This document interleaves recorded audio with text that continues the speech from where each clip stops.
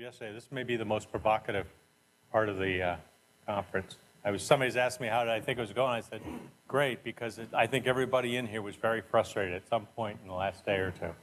And I think that's because we're really being asked to stretch. So what we wanted to do then was to have a wrap-up panel and to have people who could speak from a position of long experience and authority and understanding of the field. And so we've been lucky to really secure the participation of 3 people who fill that requirement quite fully. So what we've asked them to do is really react to and help promote the discussion for this time period. So let me just tell you a little bit about each of them, and then we'll get started. So we're going to start with Suzanne Le Menestrel, who is the National Program Leader for Youth Development Research at 4-H National Headquarters and the National Institute of Food and Agriculture, United States Department of Agriculture. So what I think is critical about this is that this is a government engagement with a private organization in a very careful and thoughtful way about positive youth development over a long period of time. And the way I got to know Suzanne is through her leadership on an intergovernmental group related to trying to promote the idea of positive youth development within government. And then she's going to be followed by Brian Wilcox. Brian is a professor at the University of Nebraska and the director of the Children, Family, and the Law Center there, and also a senior scientist for the W.T. Grant Foundation in New York. And then he's going to be followed by,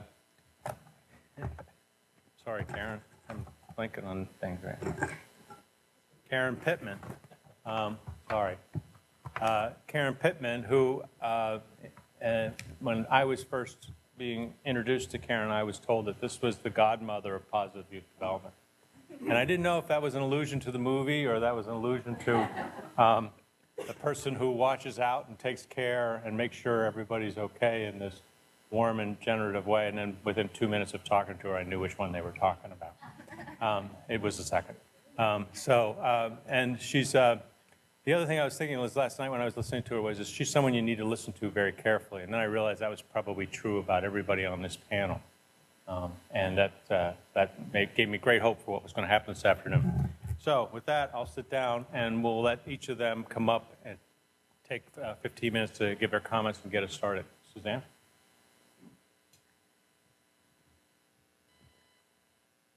Well, I thought I felt a lot of peer pressure yesterday because I didn't have a prepared quote from Thomas Jefferson. So I actually did look one up that reflected kind of how I feel about the federal government's role in support for positive youth development.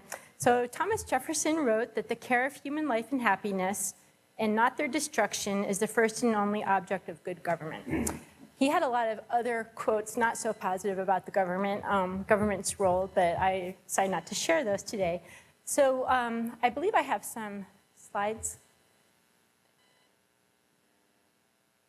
So what I wanted to talk to you about in my time is about the Federal Interagency Working Group on Youth Programs and what we're doing as the federal government to support positive youth development. So I'm kind of here wearing 2 hats. I have one hat, which is I am the USDA representative on that interagency group, and also my role working with a large national youth development organization. And we actually don't call it a positive youth development organization. We just call it a youth development organization.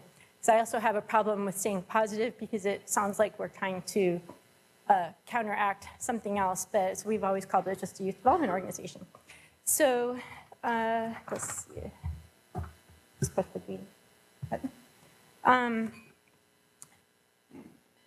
So when I first started working at USDA about 7 years ago, one of the first things that I did is started asking around to contacts that I had in other federal agencies just to find out what was going on in the area of youth development, were there any interagency collaborations?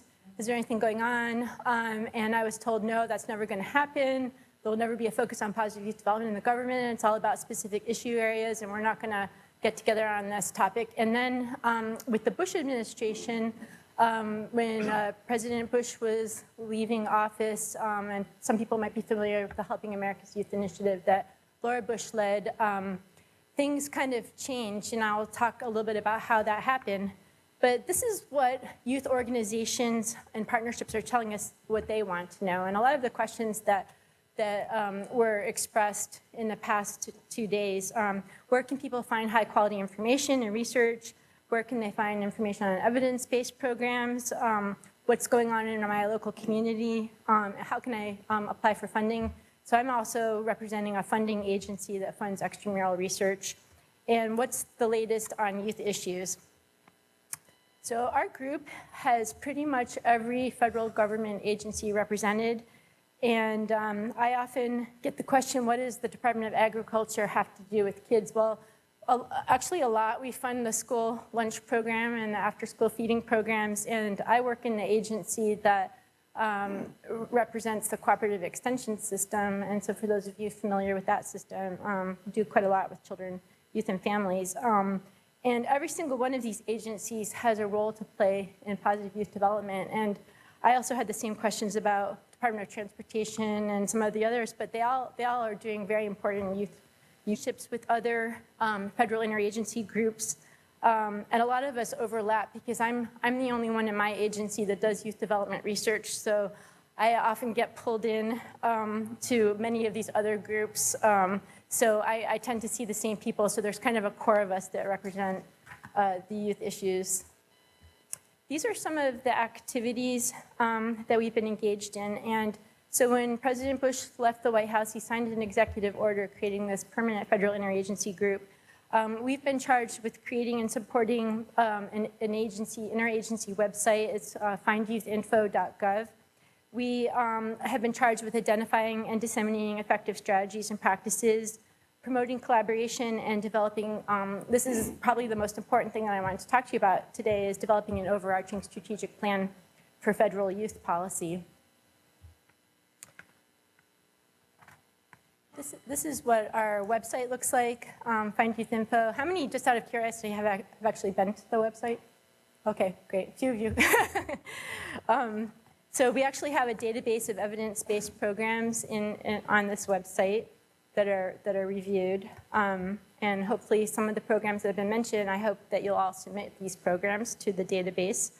One of the important things that we're working on, as I mentioned, is the strategic plan on federal youth policy. And we have been soliciting input from youth programs, state children cabinets directors, nonprofits, and also researchers through the SRCD policy office. I connected the firm that's doing some of the listening sessions to the SRCD policy office so that we could do a listening session with members of SRCD. And we're also preparing recommendations to improve coordination, effectiveness, and coordination of youth policy.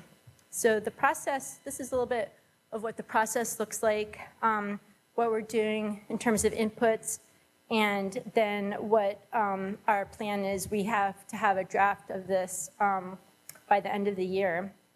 The reason, one of the reasons that I'm mentioning this plan is because I think all of you in the research and practitioner communities have an important role to play in terms of how the strategic plan comes together. And I believe it's probably not too late to have even more input submitted through our website. There's a spot where you could submit input. If there's interest in having a listening session with participants from this conference, for example, I can probably work on setting that up. But I really feel like that's been one of the gaps, is that we haven't heard as much from the research community as we have from perhaps the practitioner community.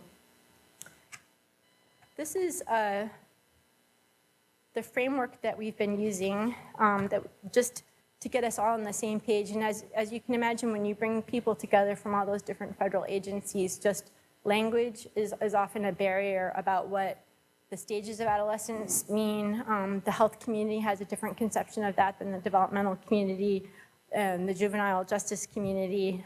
So this is a framework that we developed in order to just have a common way of talking about what we believe are our primary program areas and what we believe are the outcomes that we all address through our different programs. So we've had 10 public listening sessions, youth sessions. We've had sessions at youth-focused conferences. We've had over 200 comments submitted through Find Youth Info, and I believe it's not too late to still do that. And then only 25 comments from the Federal Register, which just confirms to me that no one really reads the Federal Register. This is the place on our website where you can submit comments about the strategic plan. Just based on the public listening sessions that we've had so far, these are some of the major themes that were pulled out. And the top ones really deal with what people want for youth. They want safe, supportive, and engaging environments, multiple chances and multiple pathways, a lot of the things that we've been talking about in the past 2 days. What they want from the federal government is the strategic use of our resources and accountability. We talked a lot about government accountability and who's holding government accountable. Oops, skip through all that.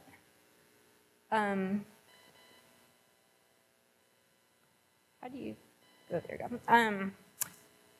One of the other things that I'm very proud of what we accomplished is actually coming up with a common definition for what positive youth development is.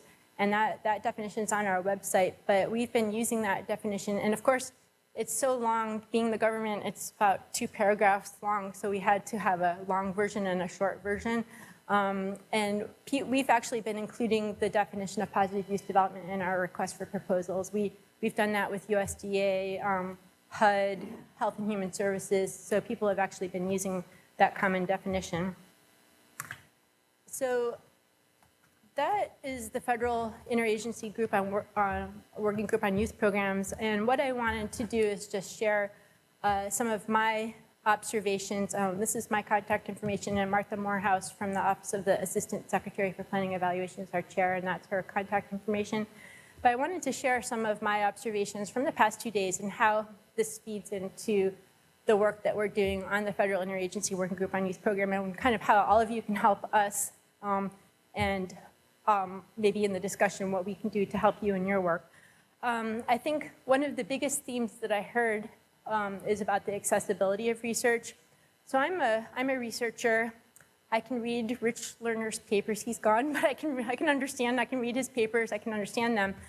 But that's my full-time job is to do that. And people have challenges in both finding your research and also translating that into what the government calls plain language.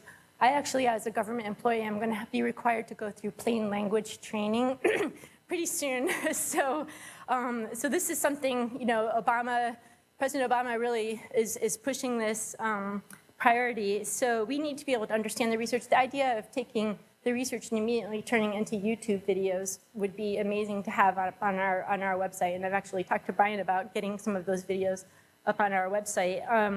And webinars, policy briefs. I don't believe that SRA has quite the policy presence like SRCD does, but to take some of your work and turn it into a form that is really accessible and usable by policymakers.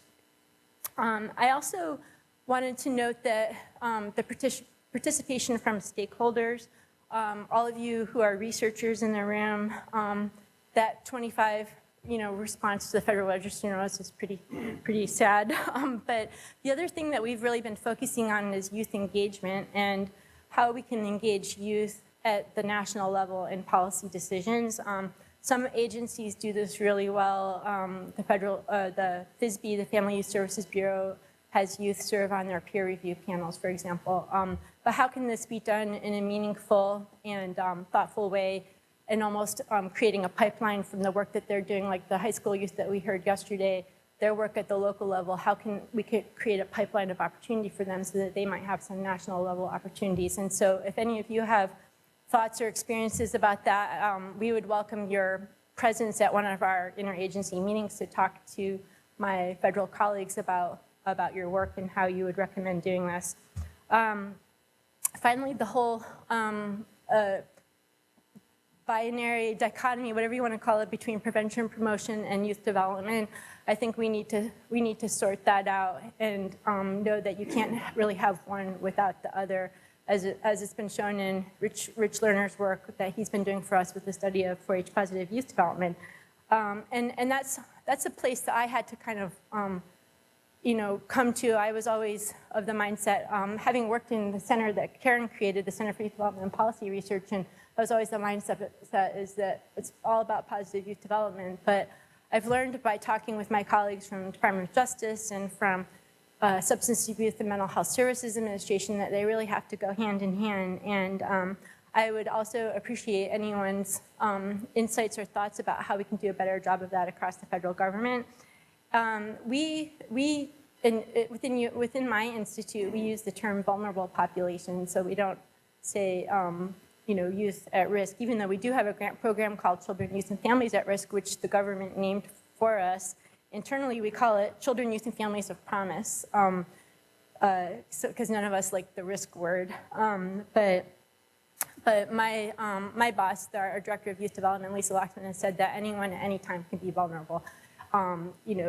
Especially with the economic situation, anyone can be vulnerable at any time. So those are the three areas that I saw in the past 2 days that I think intersect really nicely with the work that we're doing with the Federal Interagency Working Group on Youth Programs. And I would welcome hearing everyone's thoughts during the discussion time. Thank you.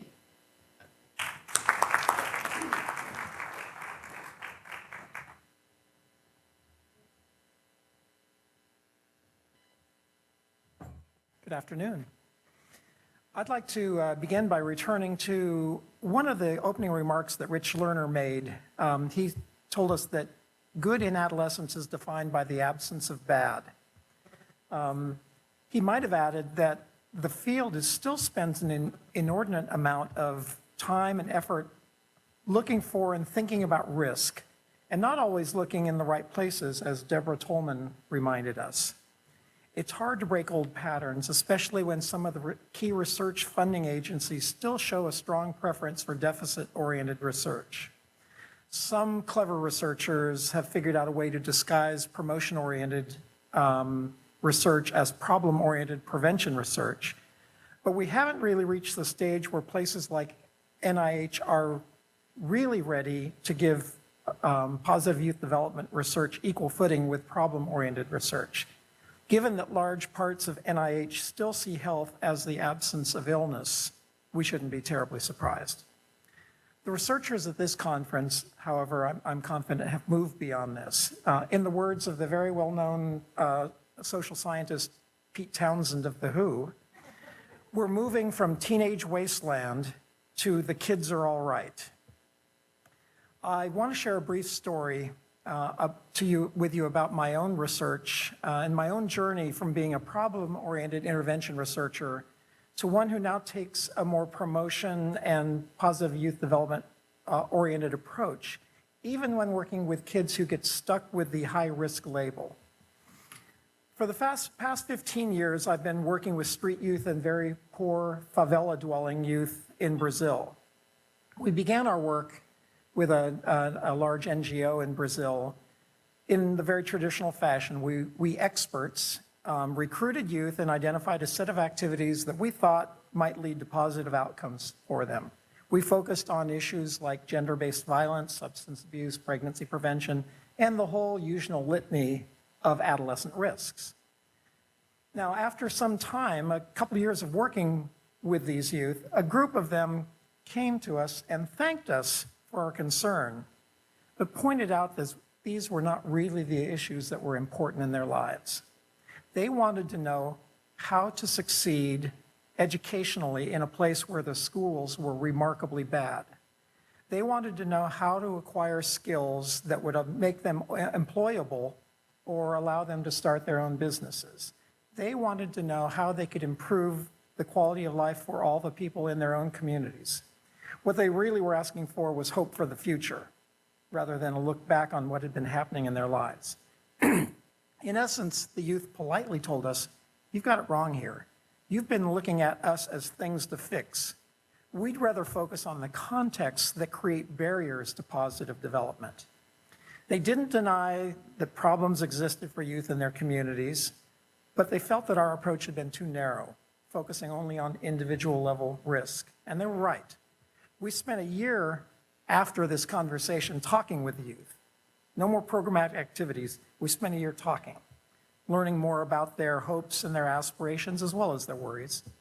And we revised our organizational model after this conversation. Youth agency became the central component of what we were doing with them.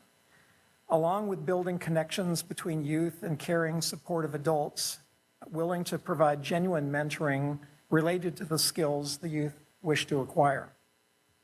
The youth told us that they wanted to start a business. Now we thought, you're kidding, right? You want to start a business? They wanted to start a business that would address a health problem in their community, but what? So part one of our project involved identifying options. So the youth met with public health officials in the city of Rio de Janeiro, who taught them a bit about epidemiology and showed them how to access community health data and look at it. With community data in hand, they thought through what they might want to do and what opportunities might exist for building a business around a health issue. To make a long story short, they settled on sexually transmitted disease prevention as their health problem of focus. STD rates were very high in the favelas, and unprotected sex was very, very common among youth. Our youth noted that every Friday and Saturday night, the drug traffickers in the favelas sponsored baile funkies, or funk dances, that everyone, all the youth in the favela attended. And at these dances, it was inevitable that towards the end of the dance, the youth would head off, and have unprotected sex. So their business plan was to sell condoms at the weekend dances. So the youth asked us to make a pitch to a condom maker, since they felt that condom branding and marketing was usually done in the wrong way for them and for the youth in their communities. They wanted a sex-positive condom with a sex-positive campaign. Just Say No absolutely does not fly in the favela, and to be honest, doesn't fly anywhere in Brazil. So we thought, well, this isn't going to happen, but let's give it a shot. So we contacted the Durex condom company, and they were delighted at the idea. They thought this was a great thing. So they stepped to the plate, sent marketing representatives to listen to and work with the youth in developing a condom and a marketing and sales plan. Now, to the stunned amazement of the program staff, our youth really showed some serious entrepreneurial chops. They came up with a condom design. The condom was black and red, which was the colors of the favored soccer team in the area, Flamengo. That's very important. All of the condoms were branded as being extra, extra large. That was important. And the name of it was Hora XXX, which means sort of X-rated time. They secured the approval of the drug traffickers to set up a booth selling condom at the dances. They got Durex to prepare marketing banners and promotional materials, including a little condom wallet, or a XXX condom wallet that they could give out. They met with city officials and got a business license. They designed an accounting system to keep track of costs and income, and they did that with the help of the Durex and university business faculty in the area. And they trained youth to work at the dances as sales representatives. Hora XXX became a huge success, not only in the favela where they started, but all throughout Rio de Janeiro. Youth in other communities heard about them and wanted them too. So sales dramatically exceeded expectations, and it became a status symbol to be seen with an Hora XXX condom wallet carrying around. Where can I get one of those? Where'd you get that? Our youth then expanded the program into 4 other large favelas, and they spent a year after that then considering next steps, what to do with the considerable profits they were actually making from this undertaking. They eventually decided to create a micro-enterprise program to support youth-directed and youth-oriented businesses in the favela, including not-for-profit businesses. These have now included, the ones that have been established, a math tutoring agency, an urban gardening supplies company, an internet cafe, a house painting business, and an advertising agency. The Internet Cafe has proven especially interesting because it has also become a center for youth activism. They actually provide meeting space and internet access for youth groups who are engaged in activism. All of these businesses are run by youth and young adult residents of the favelas. All of these youth were gang involved when they joined the program. These were risk-involved youth. Never did we focus on risk issues in the course of these interventions. 15 years down the road, most of our first cohort are parents and productive and active citizens still living in the favelas because they're committed to improving the life quality of their communities. We came with a risk focus. The youth told us that they were more than a bit tired of being seen as problem vectors and the source of all community problems. They didn't deny the existence of problems, but they strongly objected to conceptualizations that they felt scapegoated them for the problems that emerged from social and economic inequalities and public indifference to these social and economic inequalities. And they objected to solutions that started from deficit and blaming the victim orientations.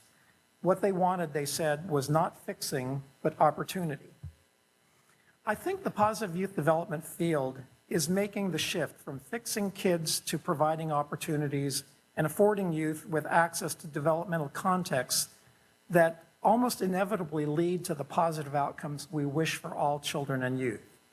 If fixing is to be done, perhaps it can focus more clearly, as some of our panelists have done, on the context, the social, political, and economic systems that foster deprivation, exclusion, and vulnerability, rather than the kids themselves. So what are the takeaways from this meeting's discussions and presentations? Well, for me, at least, the first is context, context, context. I think the field of positive youth development can slip the bonds of deficit thinking and victim blaming by focusing on improving the context of youth through setting-level interventions that foster the 5 C's. If this sounds to some of you a bit like the William T. Grant Foundation's tagline you hear on NPR, there's a reason for that. The second takeaway for me is youth agency. We have to stop trying so hard to do things to and for youth and spend more time listening to youth and doing things with youth. Civic engagement, youth activism, and youth-directed community-based programs strike me as the most exciting and promising methodologies for shaping a positive youth development future. A third takeaway is that we need to understand the changing world of youth. The subtitle of this conference was about youth in a changing world, but we haven't talked much about that changing world. We heard a good deal about how technology, especially information technology and mobile media, are shaping the social and educational context for youth. Here too, researchers have focused too long on the threats, real and imagined, presented by these technologies and have failed to appreciate the potential benefits, although some of our panelists have pointed us to some of those benefits. On a more general level, youth today are coming of age in a world transformed by the forces of globalization, which present a whole set of challenges and opportunities. If we think in Bronfenbrennerian terms, if I can invent a phrase there, about nested ecological levels of influence on development, we have to appreciate how the broad social, ecological development, think about the broad social, economic, and technological transformations occurring at the macro system level have reverberating impacts at the exo and microsystem levels. The rapid social change produced by globalization will require those of us working with youth not only to stay abreast of those changes, but respond rapidly to assure that the main developmental contexts of youth are also adapting positively. Some of our earlier comments about the challenges with the educational system, I think, reflect the fact that our educational system has been exceedingly slow to adapt to a changing world. We, as researchers, need to be proactive rather than reactive with respect to globalization. I want to end by thanking our hosts for providing intellectual stimulation and challenge, good food, and too much of it, and good company, and to congratulate the leadership of UVA for investing in Youth-Nex. In the end, our field will be advanced only by amassing evidence emerging out of action. So let's end, at least I want to end, with another quote from Mr. Jefferson, a quote that was his call to action. He said, "Don't talk about what you have done or what you're going to do. Act." Thank you.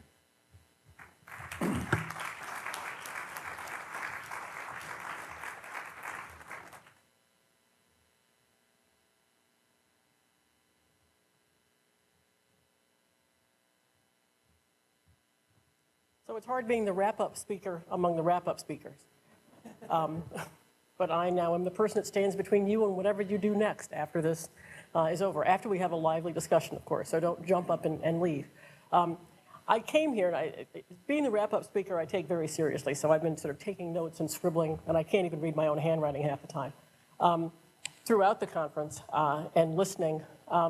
And when Crystal I kept getting these polite emails saying, first send a topic. What's the name of your presentation going to be? And then send your slides.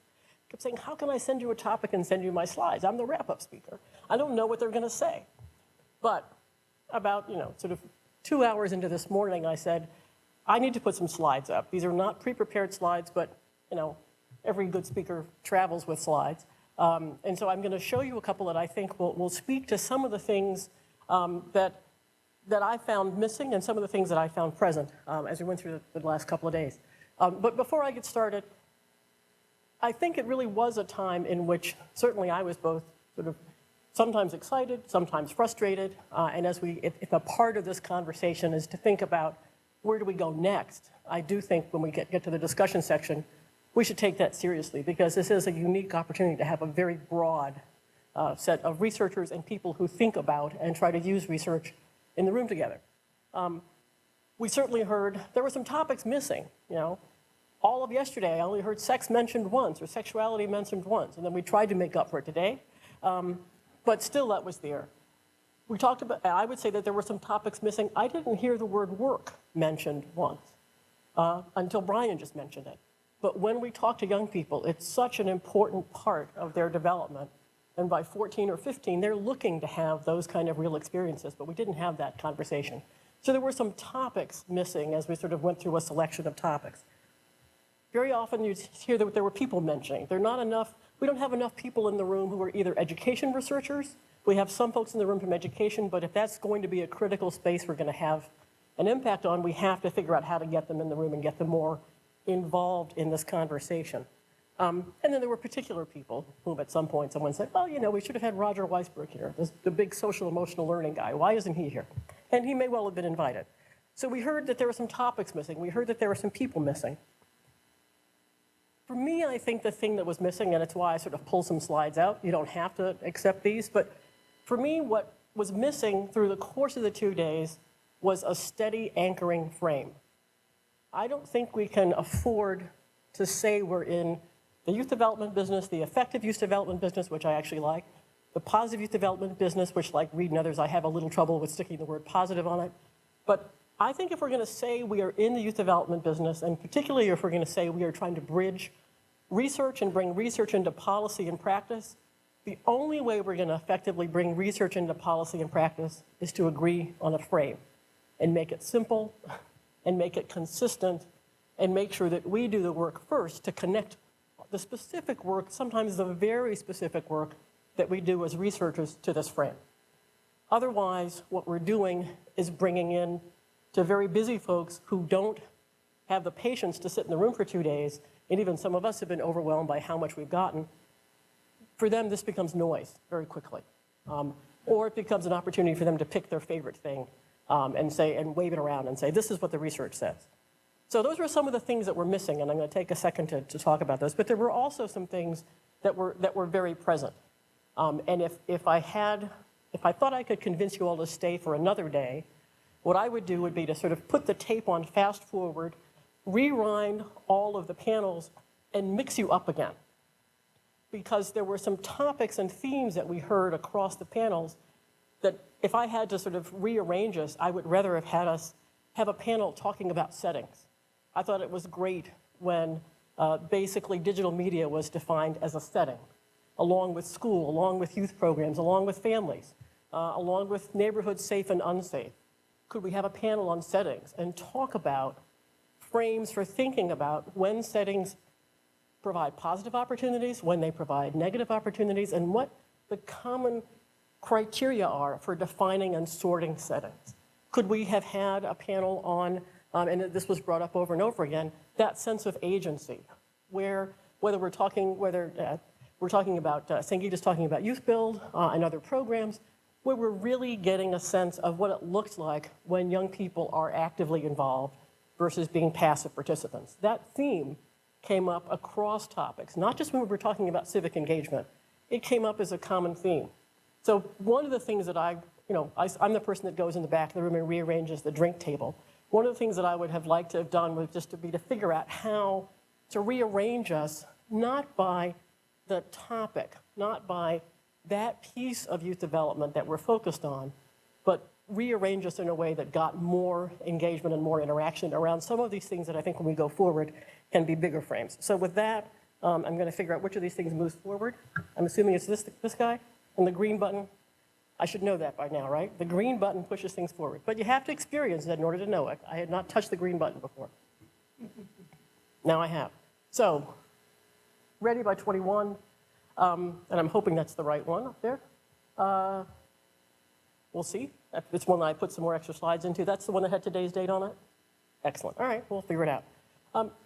One of the things that we figured, my organization, the Forum for Youth Investment, spends a lot of time talking to and organizing folks who are decision makers, who have roles to play in youth development, but don't necessarily know what youth development is, or if they do, they've defined it wrong. And so about 6 years ago, we just stopped calling it youth development. Because if I've only got 10 minutes to talk to somebody, I don't want to spend 5 minutes explaining why I came to talk to them. What we started to do was to just use the simple phrase, I'm here to talk to you about making sure young people are ready for college, work, and life, because everybody understands college, work, and life. And we selected Ready by 21 as a way to make sure that we signal that the conversation had to at least get into the third decade. And all of these are good conversation starters. Why 21? Why not 24? Why not 26? Why college? Does everyone have to go to college? But the point was, we were able to put up sort of an outcome-focused definition that had a ready word in it, so it was signaling development, and it got people started, and they knew what we were talking about, and they had just sort of defined it broadly enough. Now, actually, this doesn't look like the right one. I'm going to skip by that, but I'll see if it happens. So, and I grabbed one. I may have grabbed the wrong one. There are 3 things that I know. There are 3 things that I think we know. And this is the urgency that I want us to bring to this, that we can do better, we must do better, and the message that we're getting now, and the message that communities are responding to is that if we're going to do better, we have to do better together. That's a message that have folks sort of heard and read the new article on, in Stanford Social Innovation Review on collective impact? No hands? All right, we're going to send it out to all of you, because it has huge relevance out there in the world. People are now organizing partnerships for collective impact. We use these three years as a very simple way to say a theory of change. If we're going to improve outcomes for children and youth, we have to improve the quality of and the quantity of what they get in their families, schools, and communities in terms of supportive developmental activities. And if we're going to do that in an incoherent way, we actually have to make leaders more accountable. And then you make it all work together. Now, let's see. We talk about, and I want to bring this language in just to test language. One of the things that people said was missing was consistent language. Frankly, it's really not up to us to come up with the language. We've got to test that language. You've got to go out and walk that language with the people who you're talking to in order to see if it makes sense. We have landed on 3 words to really explain what has to happen in all 3 of those gears. We have to define standards or norms. We have to say what good is and be able to have indicators of what good is and tell people how we're going to measure good. Not just in the child and youth outcome gear, but in that gear of family, school, community supports, and in the gear of leader accountability. We have to be able to say what good is, what we expect to be happening, and then have measures to be able to show that it's happening. So what you have up there are a couple of simple words that we use to sort of describe the categories in which we're looking for standards and indicators to define good. In children and youth, we can talk about whether young people are productive, whether they're connected, whether they're healthy and safe. In that middle gear, again, language that cuts across systems and across settings. We need to talk about quality, about reach or access, about continuity, about participation. In the leader gear, we need to talk about partnerships. Are our partnerships big enough, strong enough? Are the goals that we set big enough, bold enough? Do we have the right kind of data, and are we using data well, and are we using it across systems and settings? And are we selecting actions that move us beyond pilot programs to actually scalable, whether those are policy actions, or those are practice actions, or those are resource allocation actions? Are we moving this along? So we've got to find a way to define what good is in all three gears. Then we have to find a way to give people very pragmatic solutions for doing better after we've helped them assess. And then we have to have ways not to just have them tell us that they think they're successful, but to actually demonstrate success, and demonstrate success in a way that cuts across all three gears. So, and again, all three of those are going to circle, and I'm going to run forward. Where I think we can be enormously helpful immediately for folks is taking all of the specific stuff that we talked about over the past 2 days and giving it to people in very simple frames. And we've used academically and vocationally productive. Again, we didn't hear a lot about the vocational side, and I think we can have a conversation about that.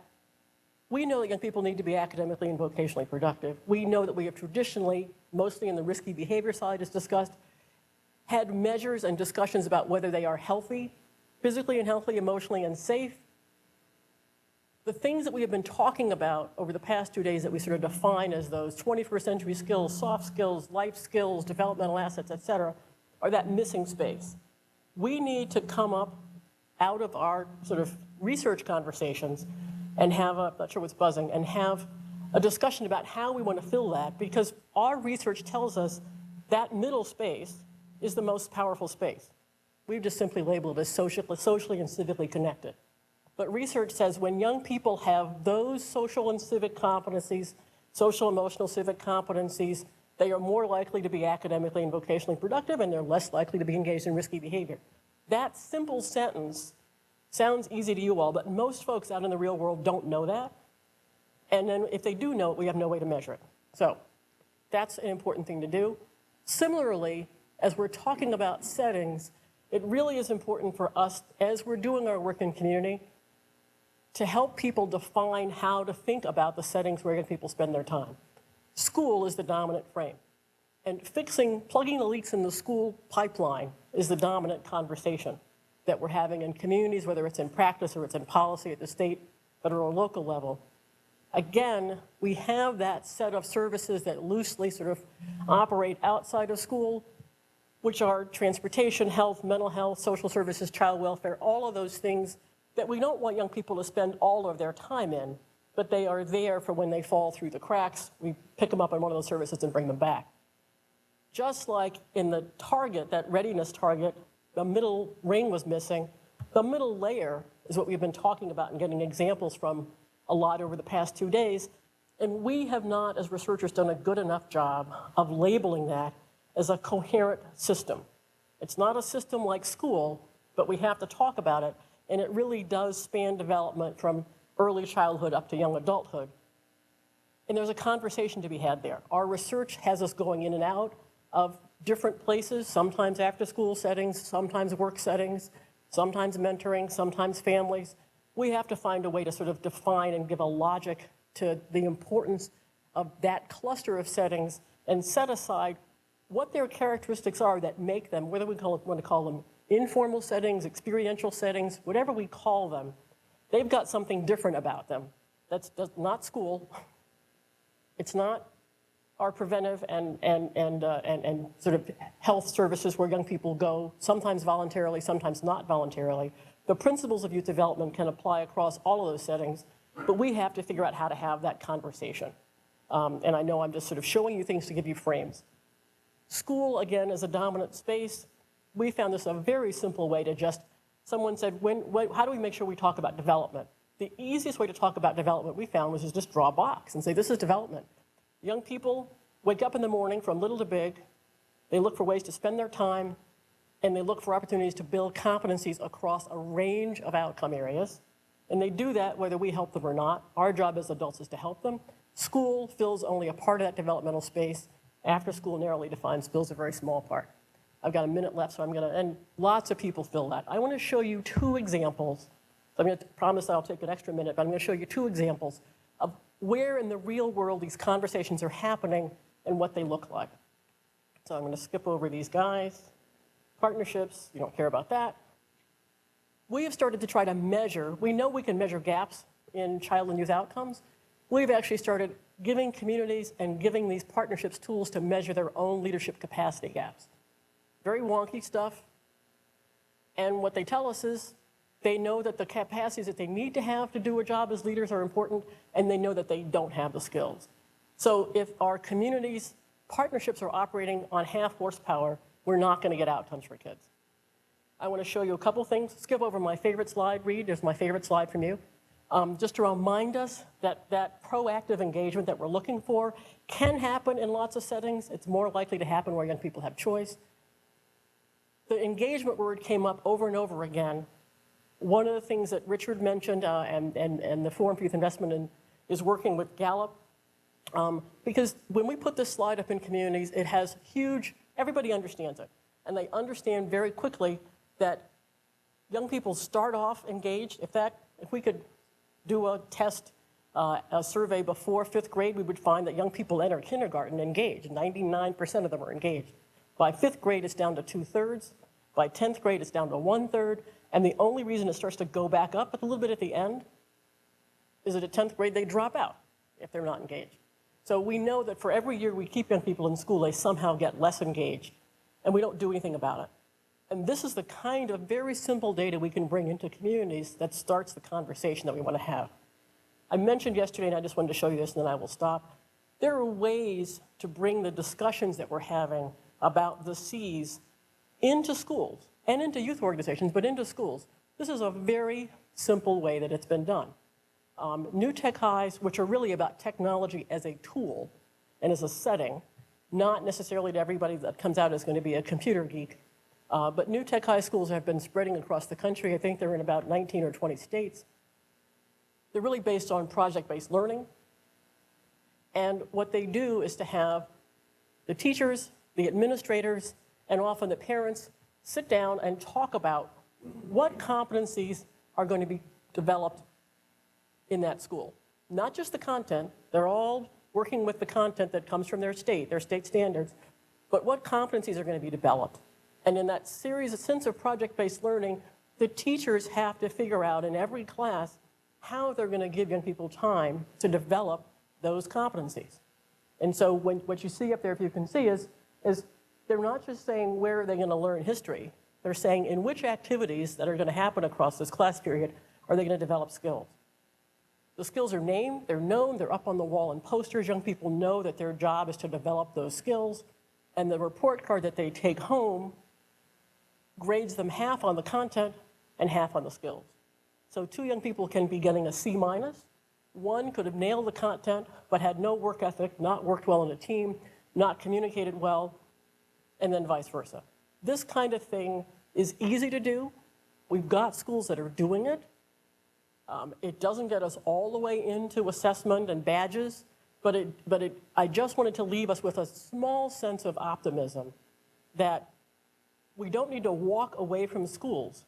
We really do have schools and school superintendents who are interested and willing to figure out how to make the space to have these conversations. But we all know that what gets measured matters. And if we don't bring in to all of the settings where young people spend their time, easy and adequate and reasonably accurate ways for them to document these kinds of competencies, we'll come back in this room 10 years from now, and it doesn't matter whether we say that there's 17 C's. If we don't start putting them out there for people to see and work with, they won't start to happen. The last thing I want to show you is, since you didn't know collective impact, and I will make sure that when they send out things, the article is there, there is a movement that is happening across this country called collective impact. Has anybody heard of the Strive partnership? We have university presidents, business leaders, mayors, school superintendents, United Way CEOs coming together to say, We have to make sure our young people are successful in college and career. They're owning to development. They're recognizing that they have to go cradle to career. These are called cradle to career partnerships very often. I was just in a meeting in Portland. 83 communities had high-level folks from those categories: business, education, higher ed, government, United Ways, community foundations, in a room talking about how to build partnerships. This is an example of one of them. Partnerships that are going to make a commitment to move kids from little to big and measure success. You're going to say, great, we finally have an orientation not on problems, but on success. I'm going to challenge you. You can't see it very well, but basically, all of those indicators are education indicators. Straight, are they reading at 3rd grade? Are they reading at 8th grade? We have to get into this conversation. We have to get into this conversation. They're talking about community partnerships. They're talking about community solutions. They're talking about the end goal of making sure that young people are successful. The frame is entirely education. Education isn't bad. Obviously, we want that. They put up a list of things that they didn't have ways to measure that they would like. All right? Whoops, sorry, went back too far. So they were conscientious enough to say, we need ways to measure those things. But this is happening in real time. This group is going to come up with some way to measure these things in the next 3 months, or they're going to drop them. These are happening across the country, and I just want to flag for us, if we're going to bridge research and policy and practice, we need to speed up, because policy and practice are moving, and they're moving fast. Thank you. If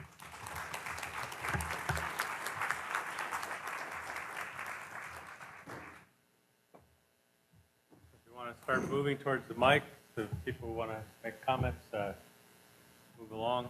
If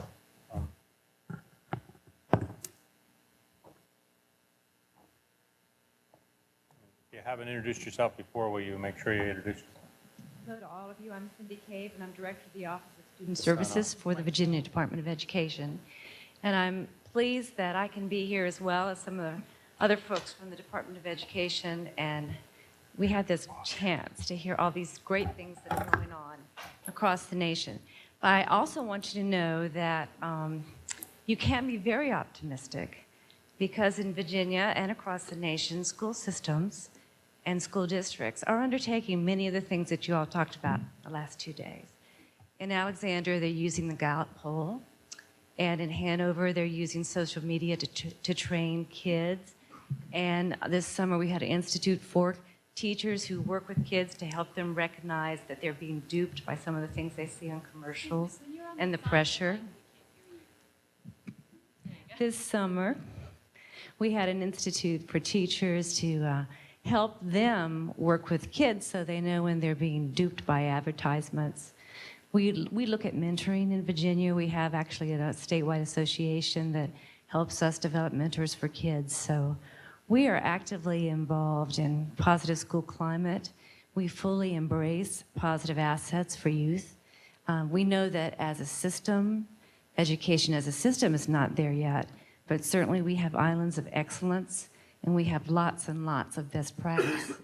And in Virginia, our role is to help school systems, which are not only teachers, but their principals, assistant principals, specialists, superintendents, assistant superintendents, and board members understand what's possible. And we want them to have the knowledge, the skills, the ability, and the capacity to deliver that for kids. And that's our role, is to help them get that. So to you and to researchers, we want to know what works. What have you found out that works as you examine programs that are supposed to benefit youth? Have these programs helped these kids learn? Have these programs helped them stay in school? Have the programs helped them change their behavior? So we're very beholden to you guys for what you know and for what you do. So do not walk away from schools. We don't care if you call it positive youth development or preventive practices. It's all about helping kids develop academically and emotionally so that they can become better citizens. And it's all about us trying to train people to help them to do that.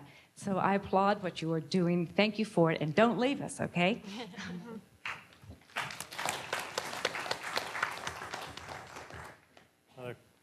Other comments people want to make sure we get? Just have a few that I wanted to make before we left. Patrick, could I just make a comment about that? Oh, sorry. Sorry. No, I just wanted to say with 4-H, speaking for 4-H, we don't feel like we can replace what the formal education system does, and we actually call ourselves non-formal education rather than informal education. But we feel like we can play an important role in meeting some of the gaps that Karen was referring to, especially in the rural communities. And we're working with the Department of Education and their rural education grantees. These are the underperforming rural schools, and looking at how 4-H can help support those schools, and also through after-school programs. And I mentioned to Connie from the MacArthur Foundation that we're trying to get 4-H specialists to submit badging applications so that youth can get credit for what they do with their 4-H projects, because some of these projects, they spend a year or longer engaged and very intensively in the geeking out end of the spectrum. And so many states around the country are working on trying to get course credit for some of the work that they're doing through 4-H. Can I add one comment, Pat? Yes. Yeah. You know, I think that one of the other things that's happening that gives us a real opportunity to work with education is the conversation and what's following pretty shortly afterwards, the policies around expanding learning opportunities.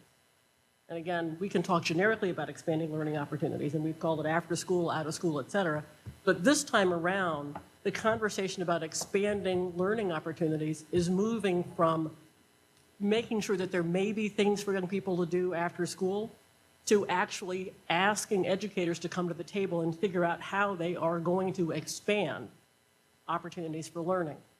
We have a chance, if we keep it simple, we have a chance to enter into that conversation and make sure that the conversation is not just a time and place conversation, not just a when do young people learn and where do young people learn, but also a what do young people learn. Can we start to name the broader set of competencies that they should be learning, how they should be learning? Can we introduce different modalities of learning that are getting us more towards the kind that has young people as active participants rather than as passive recipients? And then I think also, how do they get credit for learning? The last conversation that we were having. And so this is, again, a real conversation that's happening not just in an occasional space, but it's happening in a policy space. It'll eventually have dollars that flow, you know, potentially formally through the schools for expanded learning. And we need to be having active conversations with educators, and again, they're not opposed to it, about how we have an expanded definition of what learning is.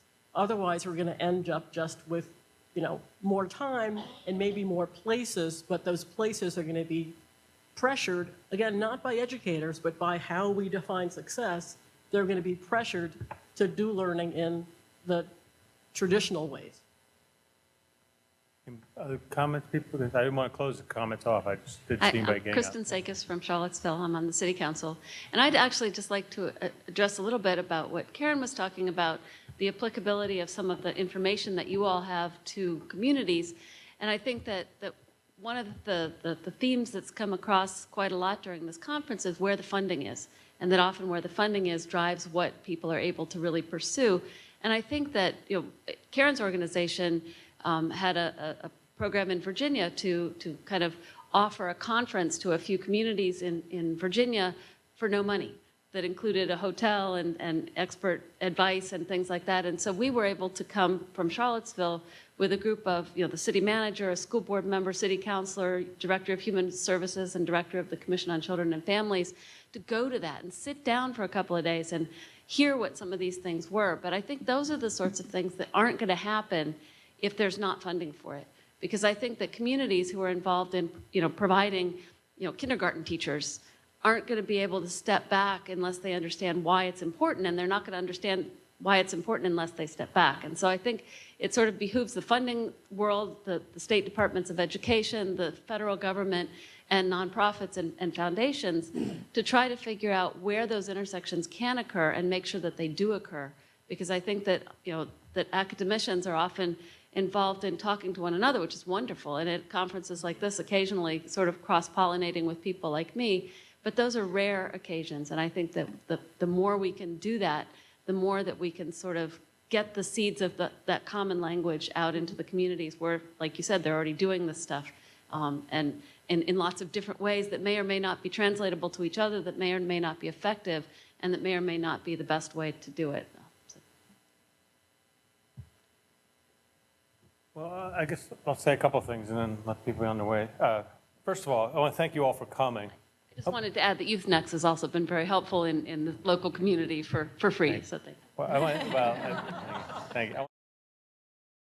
So there's two things about Youth-Nex. We don't know what we're going to be doing in terms of actual specific activity. So I know Karen and I have had conversations that have been about frames and the need for a shared frame and her point about making it simple enough that people can really understand it and get a hold of it. And that's kind of contrary to my personality, that I'm always trying to understand the complexity of things, because that seems to be one of the things I see, that there's always multiple components to it. So we had this nice little discussion about the value of somebody getting very splitting and putting things into very small pieces to try and understand it very carefully versus pulling it back together and getting it into a larger conversation. That's what I hope Youth-Nex can do, and that's why we wanted to have this focus. And I am pleased to say, but also kind of upset to say, that I think this is the only center in the country that's meant to focus this broadly on youth from a scholarly point of view. And we certainly need more than one. We need to move forward. There are very excellent work being done in different areas, but that cross-pollination and that crosstalk, and then with this idea of trying to make this closer conversation between practice and research generation, practice, and policy and training. The last thing I'll say is there's two things that have struck me about this conference, besides the general comment about seeing how pleased everybody is and how frustrated they are, and I sort of attribute this to Reed, and I'm not sure if it's because Reed was somebody I knew early in my career and had influence on me then, but he's been very vocal about this idea of focusing on youth as people constructing their own identity. And I think that in there somewhere may be the answer to this binary of, as youth, a risky group, or are they a great potential that needs to be tapped? And I think, borrowing from Brian, the answer is yes. And I think in that is sort of the paradox that we need to try and understand how those things coexist and what to do about that. And that may help us try to move ahead. The other part of it is this saying that I'm sure everybody here knows, which is, I think it was G. Stanley Hall. I'll get credit with this. We'll see if that's who you think that. That adolescence starts in biology and ends in social world, or ends in sociology. That is that we know we have something that is very important about adolescence, which is that it started by a change in moving from childhood physicality to adult physicality, and it's very much tied to sexuality. And, but also that what we mean by an adult is really undetermined. There's no marker that's clear. It has something to do with socially determined. And in there somewhere is what I was struck by was the extent to which family and parents were a continuous part of what people said needed to be there for this to go well. And that maybe it is about support in the sense of helping kids, but that there's somewhere in there is we got to keep the idea that they aren't really adults yet, and there are kids growing, and parents and families are going to be terribly important as we try to make these improvements.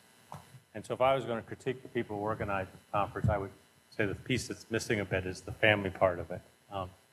So anyway, I think all in all, though, I really appreciate everybody coming. I hope you have a safe trip back.